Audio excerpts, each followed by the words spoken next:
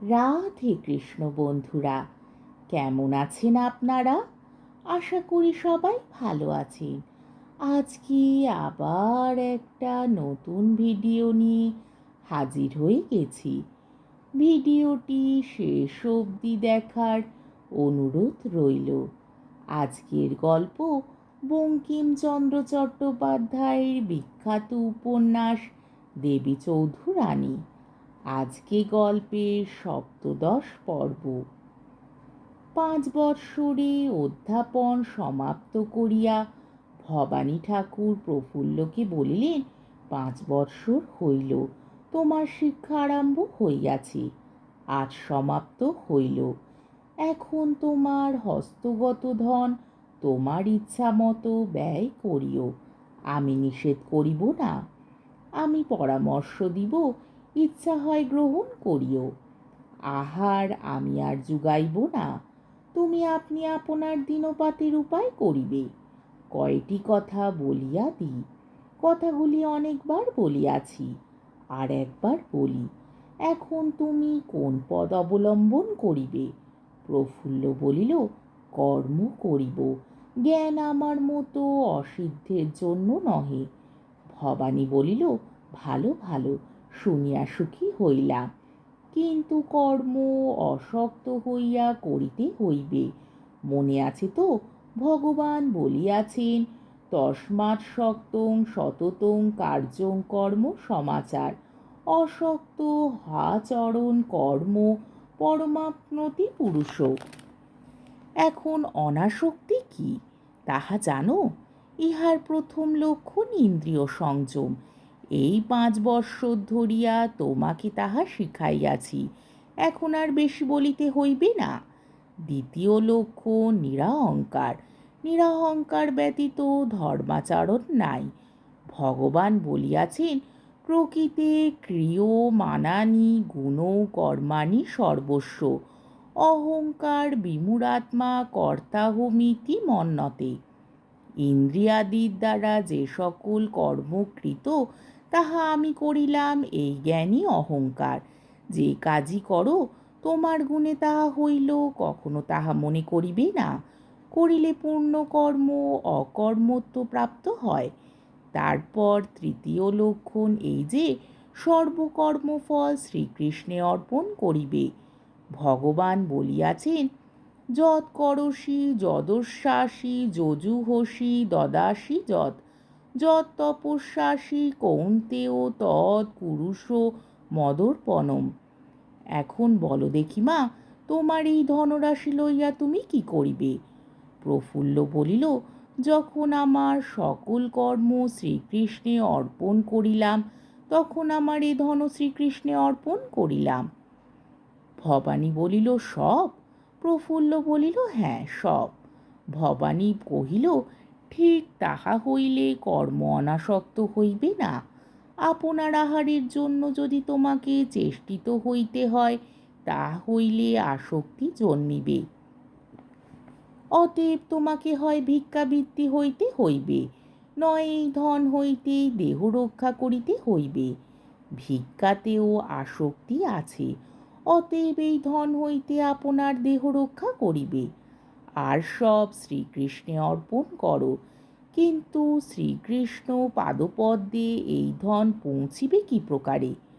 প্রফুল্ল বলিল, শিখিয়াছি তিনি সর্বভূত স্থিত, অতএব সর্বভূতে ধন বিতরণ করিব।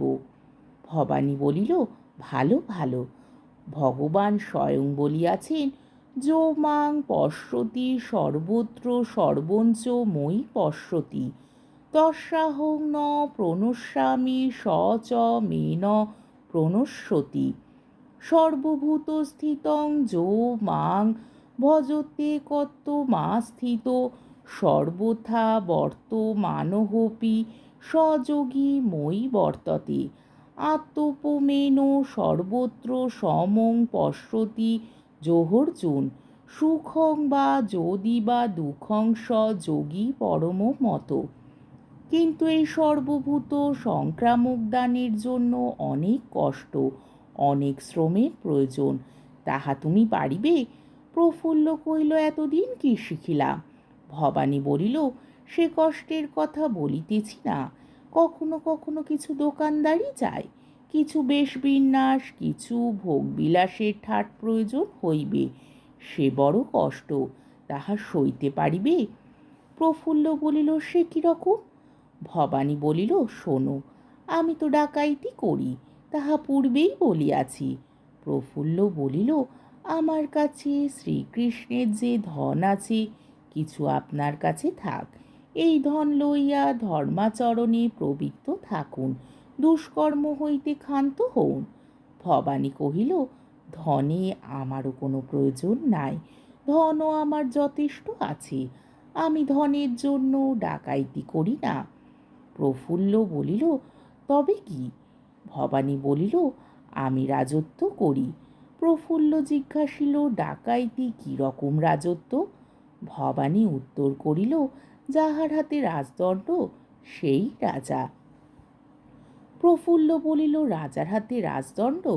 ভবানী বলিল, এদেশে রাজা নাই, মুসলমান লোক পাইয়াছে, ইংরেজ সম্প্রতি ঢুকিয়াছে, তাহারা রাজ্য শাসন করিতে জানেও না, করেও না। আমি দুষ্টের দমন, শিষ্টের পালন করি। প্রফুল্ল জিজ্ঞাসিল, ডাকাইতি করিয়া? ভবানী উত্তর করিল, শোনো, বুঝাইয়া দিতেছি। ভবানী ঠাকুর বলিতে লাগিলেন, প্রফুল্ল শুনিতে লাগিল। ভবানী ওজস্বী বাক্য পরম্পরার সংযোগে দেশের দুরবস্থা বর্ণনা করিলেন। ভূমাধিকারী দুর্বিষহ দৌরাত্ম্য বর্ণনা করিলেন। কাছারির কর্মচারীরা বাকিদারের ঘর বাড়ি লুট করে লুকোনো ধনের তল্লাশে ঘর ভাঙিয়া মেজে খুঁড়িয়া দেখে, পাইলে এক গুণের জায়গায় সহস্র গুণ লইয়া যায়, না পাইলে মারে, বাঁধে, কয়েদ করে, পোড়ায়, কুড়ুল মারে, ঘর জ্বালাইয়া দেয়, প্রাণবধ করে, সিংহাসন হইতে শালগ্রাম ফেলিয়া দেয়, শিশুর পা ধরিয়া আছাড় মারে, যুবকের বুকে বাঁশ দিয়া দলে, বৃদ্ধের চোখের ভিতর পিঁপড়ে, নাভিতে পতঙ্গ পুড়িয়া বাঁধিয়া রাখে, যুবতীকে কাছারিতে লইয়া গিয়া সর্বসমক্ষে উলঙ্গ করে, মারে, স্তন কাটিয়া ফেলে, স্ত্রী জাতির যে শেষ অপমান, চরম বিপদ সর্বসমক্ষে তাহা প্রাপ্ত করায়। এই ভয়ঙ্কর ব্যাপার প্রাচীন কবির ন্যায় অত্যুন্নত শব্দছটা বিন্যাসে বিবৃত করিয়া ভবানী ঠাকুর বলিলেন, এই দুরাত্মাদিগের আমি দণ্ড দিই, অনাথা দুর্বলকে রক্ষা করি। কি প্রকারে করি তাহা তুমি 2 দিন সঙ্গে থাকিয়া দেখিবে। প্রফুল্লের হৃদয় প্রজাবর্গের দুঃখের কাহিনী শুনিয়া গলিয়া গিয়াছিল। সে ভবানী ঠাকুরকে সহস্র সহস্র ধন্যবাদ করিল, বলিল, আমি সঙ্গে যাইব। ধন ব্যয় যদি আমার এখন অধিকার হইয়াছে, তবে আমি কিছু ধন সঙ্গে লইয়া যাইব, দুঃখী দিগকে দিয়া আসিব। ভবানী বলিল, এই কাজে দোকানদারি চাই বলিতেছিলাম, যদি আমার সঙ্গে যাও, কিছু কিছু ঠাট সাজাইতে হইবে, সন্ন্যাসী বেশে এ কাজ সিদ্ধ হইবে না। প্রফুল্ল কহিল, কর্ম শ্রীকৃষ্ণে অর্পণ করিয়াছি, কর্ম তাহার, আমার নহে। কর্ম উদ্ধারের জন্য যে সুখ দুঃখ, তাহা আমার নহে, তারই। তার কর্মের জন্য যাহা করিতে হয় করিব। ভবানী ঠাকুরের মনস্কামনা সিদ্ধ হইল। তিনি যখন ডাকাইতিতে সদলে বাহির হইলেন, প্রফুল্ল ধনের ঘড়া লইয়া তাহার সঙ্গে চলিল। নিশিও সঙ্গে গেল। ভবানী ঠাকুরের অভিসন্ধি যাহাই হোক, তাহার একখানি শানিত অস্ত্রের প্রয়োজন ছিল। তাই প্রফুল্লকে 5 বৎসর ধরিয়া শান দিয়া তীক্ষ্ণধার অস্ত্র করিয়া লইয়াছিলেন। পুরুষ হইলেই ভালো হইত, কিন্তু প্রফুল্লের মতো নানা গুণযুক্ত পুরুষ পাওয়া যায় নাই। বিশেষ এত ধন কোনো পুরুষের নাই। ধনের ধার বড় ধার। তবে ভবানী ঠাকুরের একটা বড় ভুল হইয়াছিল। প্রফুল্ল একাদশীর দিন জোর করিয়া মাছ খাইত, এ কথাটা আর একটু তলাইয়া বুঝিলে ভালো হইত। যাহা হোক, এখন আমরা প্রফুল্লকে জীবন তরঙ্গী ভাসাইয়া দিয়া আরও 5 বৎসর ঘুমাই। প্রফুল্লের অন্য শিক্ষা হইয়াছে, কর্মশিক্ষা হয় নাই।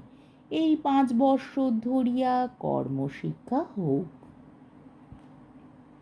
আজকের পর্বটি এইখানেই শেষ হলো।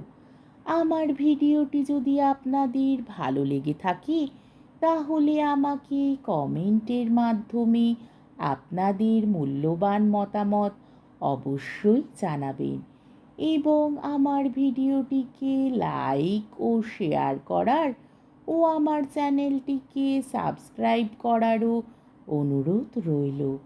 তাহলে আজকের ভিডিওটা এই অবধি। পরের দিন আবার এই গল্পেরই অষ্টাদশ পর্ব নিয়ে হাজির হয়ে যাব। ততক্ষণ পর্যন্ত আপনারা সবাই ভালো থাকবেন, সুস্থ থাকবেন, সাবধানে থাকবেন এবং আমার ভিডিওটি দেখতে থাকবেন। তাহলে আজকে আসি। রাধে কৃষ্ণ।